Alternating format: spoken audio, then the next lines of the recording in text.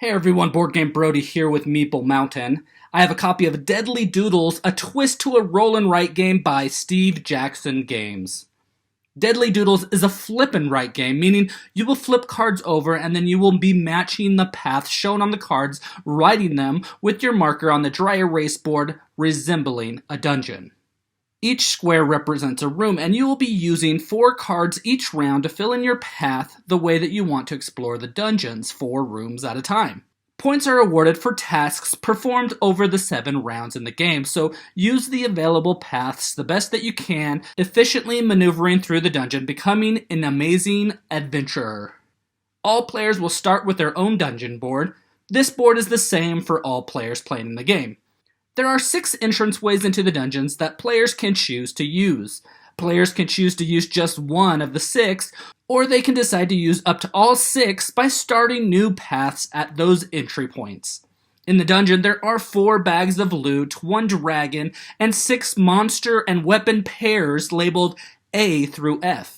Moving a path through the loot will grant you 2 points at the end of the game, but if you also have a path to or through the dragon, then each loot will be doubled, or 4 points for each. Each weapon your path makes it through will grant you 1 point each, but if you also visit the monster matching the weapon, for example both weapon B and monster B, then you will score 4 more points in addition to the 1 point for the weapon. But if your path makes it to or through a monster without getting the matching weapon, then you will score a negative 2 points, because that monster gives you damage and you do not have the correct weapon to defeat it. Looking at your dungeon board, you can see all the rooms have passageways marked with a diamond-shaped icon.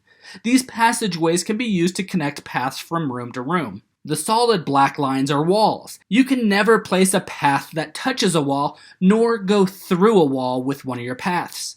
And paths will always need to connect to a passageway unless you draw a dead end that connects it to nothing. 36 cards are shuffled to make a deck, and each round 4 cards are flipped face up for all to see. These 4 cards are the cards that you will work with this round, and most of these cards show paths that you need to draw in your dungeon.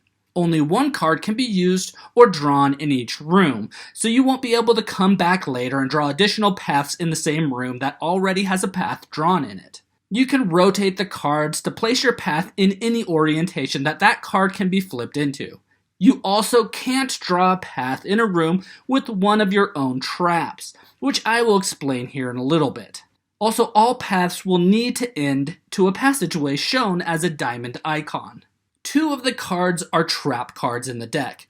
When a trap is flipped out, you will draw an X in a completely empty room anywhere in your dungeon, including any of the entranceways, but don't tell or show any of the other players where you put it. At the end of the game, the traps are triggered in the opponent's dungeons, and if they have a path drawn through the same room, then they will lose 3 points. Watch out, because other players will be placing traps for you as well. Lastly, there are 2 other cards that state to draw 2 cards. After drawing the 4 cards with one of them being a draw 2 card, you will then flip over 2 more cards and discard the draw 2 card, leaving you with 5 cards this round. Of course, unless you draw 2 draw 2 cards that came out in the same round, then you will have 6 cards in a single round. So going back, when placing the pathways on your dungeon, your first pathway must connect to one of the 6 entranceways. After that, each new path added can either extend from the existing path, or you can start a new path at another entrance.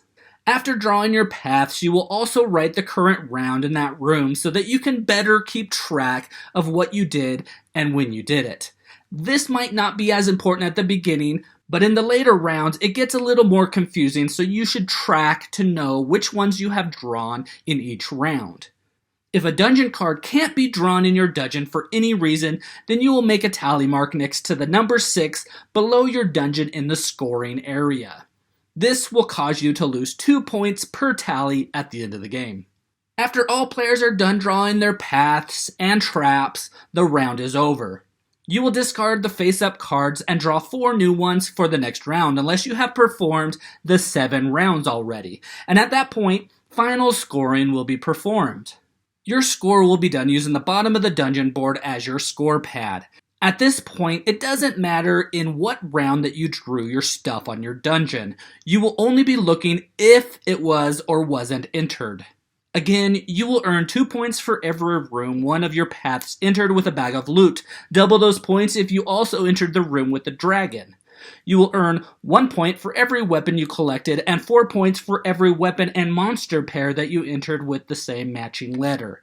You will score -2 points for each monster you entered without having the matching weapon. Score 1 point for each entrance arrow not linked to a path. Score -2 points for any time during a round you couldn't use a card and had to make a tally here. Now, one player at a time will read off the coordinates of their traps that they marked on their dungeon. If you have a path drawn in that room, boom, that trap hits you. Score a -3 points for each trap that you triggered. If 2 or more players have a trap in the same location, then they spring their own traps on themselves, and those traps are immediately erased for the rest of the players. After scoring, whoever has the most points wins the game. Now, this game is just fantastic. I mean, it satisfies exactly what you would expect in this game. The game is very quick, and those 7 rounds go very fast. And even at the 7th round, you want more cards because there's no way to get all the loot, the dragon, and all the weapons and monster pairs together. So you will need to decide what to go after. And in my experiences, I've gotten around 2 loot and the dragon, and 4 matches of weapons and monsters at the best. Or all 4 loot with the dragon and 2 matches. I would suppose that getting 4 loot with the dragon and 3 matches would be a good goal to go for. But also know the number of entryways used will affect your final score slightly, and those dang traps that your opponents placed on you. Those traps have the perfect feel of like Battleship, except it's just 2 shots per player. So it's really fun to hear that your trap went off on the other players while you got away from theirs. Thus far, I felt like the game changes enough, but the first flip of the 4 cards usually determines which entryway you will start and use most in the game. This can result in doing similar strategies over and over again, so it can feel maybe slightly redundant, but I feel like trying different strategies depending on what cards are flipped out in whatever order, and also trying to outwit your opponents by taking different rooms to hopefully not set off those traps would be a good way to freshen up the game. But if that's not enough to change the game up, then they came out with Deadly Doodles 2 with 6 more maps to use, adding more things onto them. But I do very much enjoy the base version here of the game, and I would recommend this one to anyone who likes roll and write type games or anyone who likes short, straight to the point games. You always know that if you're going to play a Steve Jackson game, then it is going to produce smiles and laughter. So make sure that you pack your bags with everything you need to explore this dungeon in Deadly Doodles by Steve Jackson Games. Again, this is Board Game Brody. I hope you enjoyed this video. Stick around and check out some other board game reviews to see what you might want to get to the table.